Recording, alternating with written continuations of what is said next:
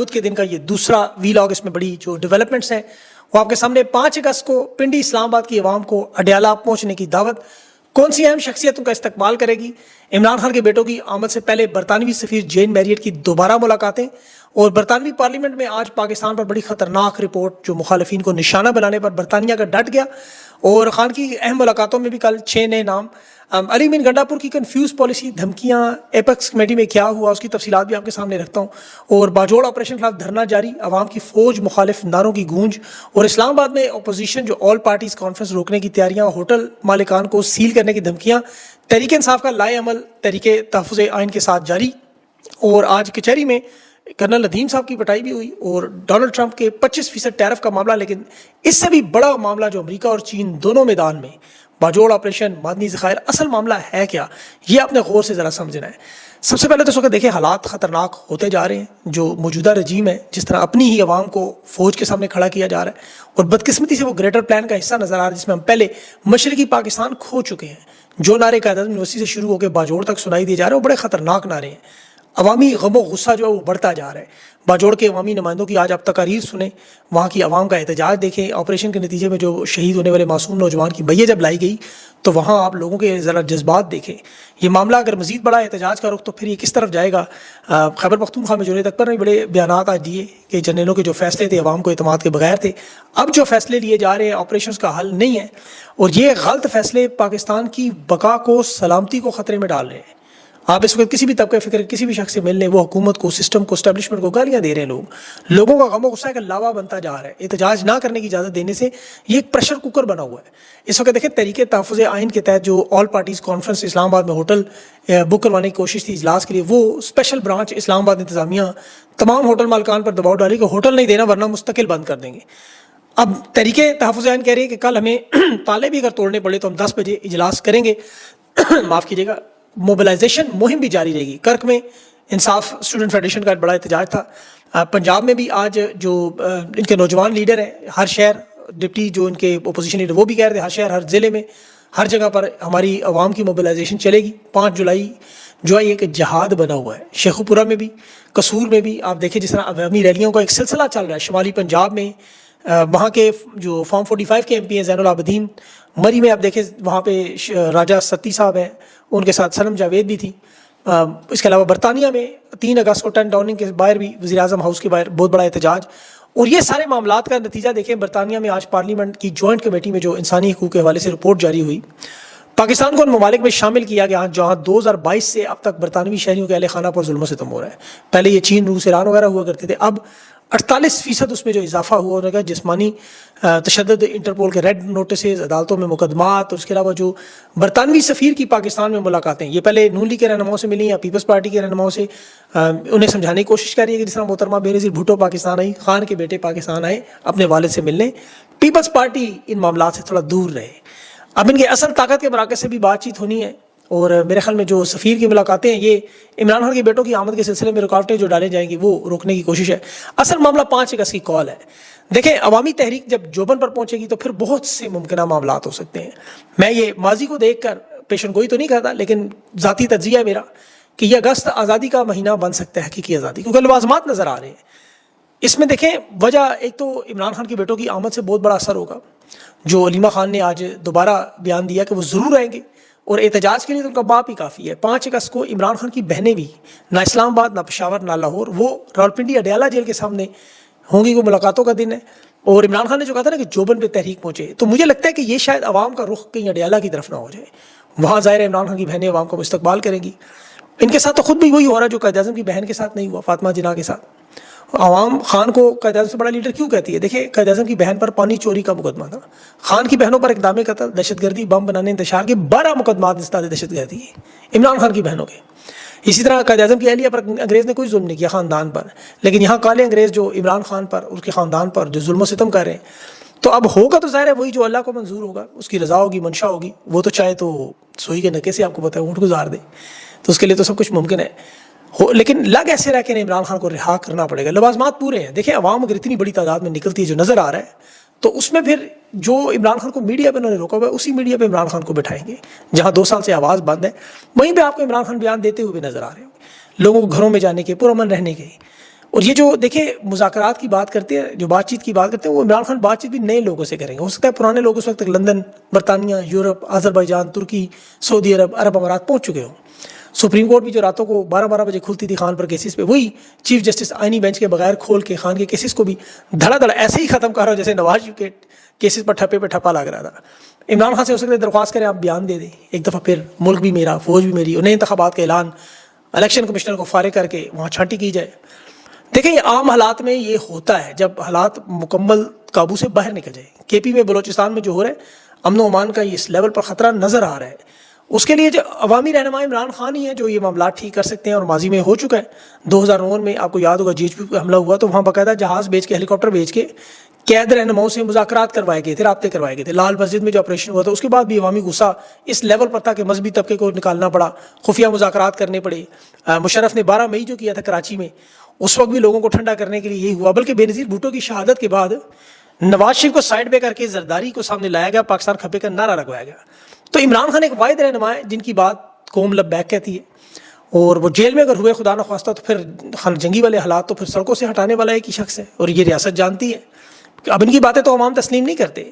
یہاں تو ایک نیوکلیئر طاقت ہے، عالمی دباؤ بھی آئے گا، امریکہ کا بھی، OIC کا بھی، عرب ممالک کا بھی، چین کا بھی، کیونکہ سلامتی خطرے میں پڑتی ہے. اندرونی معاشی نظام آپ کو پتا ہے فوری طور پہ بیٹھ جاتا ہے اس طرح کے معاملات میں، ترسیلات رک جاتی ہے، بینکنگ نظام بیٹھ جاتا ہے، بلکہ خوراک کی شارٹیج پیدا ہو جاتی ہے. تو خان ان کے پاس اپنا بھی ایک بہت بڑا کارڈ ہے، یہ بھی یاد رکھیں. اور عمران خان ہو سکتا ہے ملک اور قوم کے مفاد میں کہہ بھی دیں ملک بھی میرا ہے اور باقی بھی سارے میرے ہیں، لیکن یہ اللہ ہی جانتا ہے حالات کیا ہوں گے. اللہ نہ کرے کہ حالات اس نہج تک پہنچے، اس سے پہلے انہیں عقل آ جائے. کیونکہ اس طرح کے حالات کسی بھی ملک میں پیدا ہوں، دیکھیں شام، عراق، لیبیا ہم نے دیکھا، جہاں جہاں قدرتی وسائل تھے وہاں پر یہ حالات ہوئے ہیں. اس لیے اس بنیاد پر میں یہ بات کہہ رہا ہوں، باقی تو اللہ ہی جانتا ہے کیا ہوگا. اسٹیبلشمنٹ تو آج بھی آپ کو پتہ ہے عمران خان کے جو کام کروانا چاہتی ہے وہ علی امین گنڈا پور سے کروانے کی کوشش کر رہی ہے. آج علی امین بڑے کنفیوز نظر آ رہے تھے. یہ آپریشن باجوڑ گلے کی ہڈی ایسی بن چکا ہے، نہ نگلے نہ اگل سکتے ہیں. پارٹی کے بیانیے پہ کھڑے ہوں، خان کے بیانیے پہ کھڑے ہوں، یا اسٹیبلشمنٹ کا ساتھ دیں، اپنی سیاست بچائیں، اپنی کرسی بچائیں، حکومت بچائیں، یا عوامی مقبولیت لیں.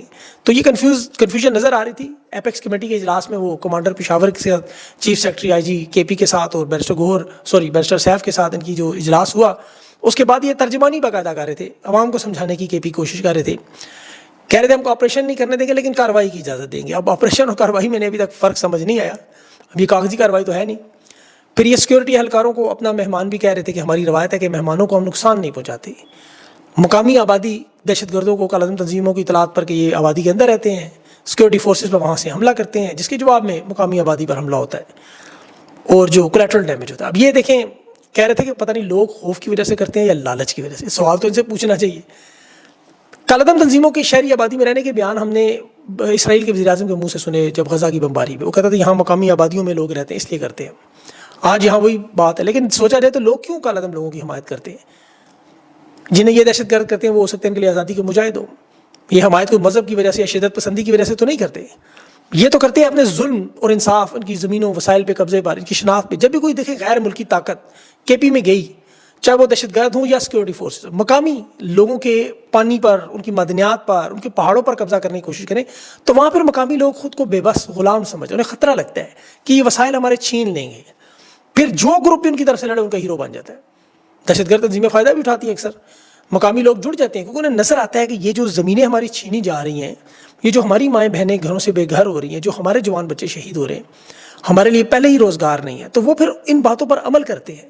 ریاست پر تو ان کا اعتماد ختم ہو چکا ہے. ماضی میں ان کے دیکھیں 11 آپریشن لوگوں نے اپنی آنکھوں سے دیکھے. 2001 سے اب تک دیکھیں 24 سال ہو گئے. معصوم لوگوں کے ساتھ وعدے کیے گئے، کرفیو لگائے گئے. اب تو وہاں کے لوگوں کو دہشت گردوں سے بھی خطرہ محفوظ ہوتا ہے اور سیکورٹی فورسز سے بھی. ان کے اسکولوں پر، گھروں پر تو دونوں طرف سے قبضہ ہو جاتا ہے. تو اس کا حل تو صرف ایک ہی حل ہے، سیاسی حل. جس طرح عمران خان نے دیکھے خیبر پختونخوا کے زخموں پر مرہم رکھا، ان کی وکالت کی، ڈرون حملے رکوائے، نیٹو کی سپلائی بند کروائی، خود نیٹو کی سپلائی سے عمران خان بیٹھ گیا. تو لوگوں کو یقین ہے یہ ہمارا وکیل ہے. یہ میڈیا میں، انٹرنیشنل میڈیا میں ہر جگہ ہمارے لیے آواز اٹھاتا ہے.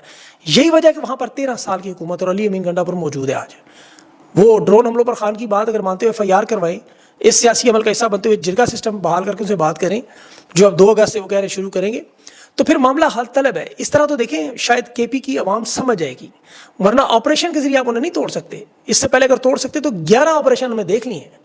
آپریشن ضرب عصب ہو، مجھے شیر دل ہو، المزاب ہو، رائے نجات ہو، رد الفساد ہو، سربکف ابھی جو ہو، جو مرضی آپ کر لیں. یہ ان آپریشنز کے بعد کے پی غیر محفوظ زیادہ ہوا، محفوظ نہیں. اور اس کے بعد دیکھیں اب اس کی مثال اسرائیل کتنی بڑی طاقت ہے دنیا کی، جنگی طاقت ہے، ایک 40 کلومیٹر کا علاقہ ہے، وہ طاقت سے اس پہ قابو نہیں پا سکتے کیونکہ مقامی آبادی وہاں ساتھ نہیں ہے. تو یہاں کے پی اور بلوچستان پاکستان کا سب سے بڑا صوبہ ہے، اور کے پی کی روایات آپ جانتے ہیں. یہاں انہوں نے افغانستان کی طرح کبھی جو ہے حکمرانی تسلیم نہیں کی. ابھی جو آج امن کی باتیں کر رہے ہیں وہ خود پیپلز پارٹی اور عوامی نیشنل پارٹی نے کالعدم تنظیموں سے معاہدے کیے، اس بات کے باہر متوازی نظام عدل بنایا تھا 2009 میں. آپ پڑھیں کہ جس صوبے کو پرامن کرنا ہے. آج تحریک انصاف جب امن کی بات کرے تو انہیں بڑا خطرہ ہے. اچھا یہاں پہ دیکھیں سب سے جو امپورٹنٹ چیز جو آپ کو سمجھنی چاہیے، یہ جو آپریشن باجوڑ ایک دم شروع کیوں ہوا، یہ ذرا غور سے دیکھیں. یہ اصل معاملہ معدنی ذخائر کا 8 کھرب کا. اب یہ بڑا کیوں ہے کہ یہ 2 ہاتھیوں کی لڑائی ہے. پاکستان کے جو معدنی نایاب ذخائر ہیں اس پہ ڈونلڈ ٹرمپ بھی دعویٰ کر رہا ہے کہ اسے ملنے چاہیے 8 کھرب ڈالر. دوسری طرف چین بھی سے اپنا حق سمجھتا ہے. وہ سمجھتے ہیں کہ ہم نے پاکستان کی معیشت، ان کی شاہراہ، ان کے قرضوں میں 30% ہمارے ہیں. سی پیک وغیرہ 67 ارب ہم نے لگایا ہوا ہے. پاکستان کا دفاع چین کے مرہون منت ہے.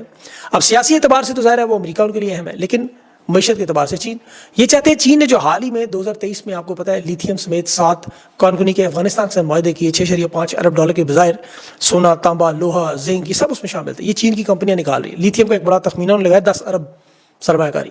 پھر افغانستان سے ان کے تیل اور گیس کے بڑے معاہدے بھی ہیں، اور یہ 25 سال کے معاہدے ہیں، یہ یاد رکھیں.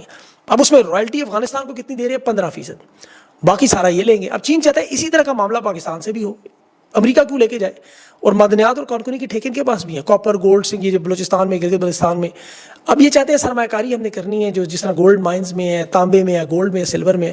تو 2023 میں کسی مدت پہلے بھی 5 سال بڑھائی. تو یہ چاہتے ہیں کہ 8 کھرب کی نایاب معدنیات ہماری طرف آئے. اب چین امریکہ کے ساتھ پاکستان کی شراکت داری پسند نہیں کرتا، اور اسٹیبلشمنٹ یہاں بری طرح پھنس گئی ہے. ایک طرف وائٹ ہاؤس میں ڈونلڈ ٹرمپ سے فیلڈ مارشل وہاں مل کے آئے، وہاں کمٹمنٹ ہوگی.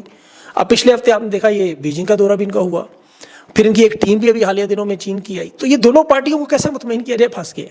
تو یہ دکھانا چاہتے تھے یہ علاقہ بڑا شور و زیادہ، یہاں تو کوئی کام ہو ہی نہیں سکتا. ایک تھیوری یہ بھی اسٹیبلشمنٹ کے لوگ پیش کر رہے ہیں کہ جی آپریشن ہمارے لیے اس لیے ضروری ہے کہ ہم ان دونوں کو پیچھے کر کے معدنیات کو فی الحال بجائے. لیکن ایسا میرے خیال میں درست نہیں.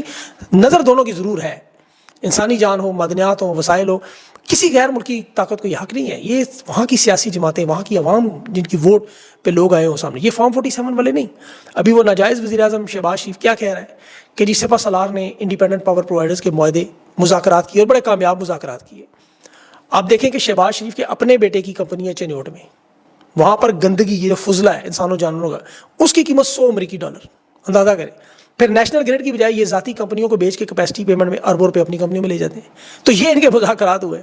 اب اسی لیے یہ چاہتے ہیں کہ ہر مذاکرات میں سپہ سالار رہیں، اسٹیبلشمنٹ رہے، کیونکہ انہیں پتہ ہے اسٹیبلشمنٹ اور عدلیہ ان کے ساتھ کھڑی ہو تو عوام کیا جانے، عوام کی مطلب کون مانتا ہے. چینی کے معاملے میں دیکھ لیں، شہباز شریف کو، اسحاق ڈار کو، پارلیمنٹ کو، سب کو پتا تھا کہ جب یہ چینی ملک سے باہر بھیجیں گے تو دگنی ہوگی قیمت، میڈیا شور مچائے گا، سوشل میڈیا پہ شور مچے گی، عوام دارا. لیکن کوئی خطرہ نہیں تھا کیونکہ انہیں لگتا ہے ہمارے ساتھ سپہ سالار موجود ہے، اسٹیبلشمنٹ موجود ہے.